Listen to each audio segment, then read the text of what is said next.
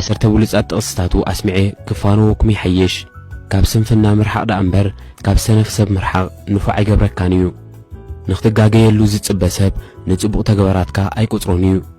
ሃብታም ወዲ ጥራይ ክትምርዖ እትደሊ ጓል ብዙሓት ሃብታማት ልቢ ይሓልፍዋ ከም ዘለዉ ኣይተስተውዕልን እያ ካብ ዝበሰለ ኣራንሺ ዝበሰለ ሰብ ይህርፈኒ ንስጋይ ዘይኮነስ ንኣእምሮይ ስለ ዝምግቦ ኣይሽንኳይሉ ኣፍቂሩ ዝበደለ ምሩኽ እኳ ዝምሓር ክቐትለካ ዝወዓለ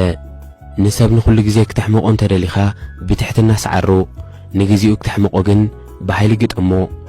ኣምላኽ የለን ንዝብለካ ኣይትርሓቆ እቲ ባዕሉ ዝፈጠሮ ኹማን እዝና ሰምዐ ተሰኪሞ ይኸይድ ኣሎ ኣብ ዳስ ሓዘን ከበሮ የለን ኣይትበል ከም ወንበር ኮይኑ ክጸንሓካ ይኽእል እዩ ማይና ስሉኸ ዘሸገረካ ጽላል ኣይትደርብዮ ካብ ፀሓይ ይከላኸል እዩ ነገራት ባሕረ መንገዲ ኣይትርአዮም ረሃዋ ከም ዝመጽእ ርግጸኛ ኹን ንረሃዋ ክትርአያ ግን ጥንቁቕ ኩን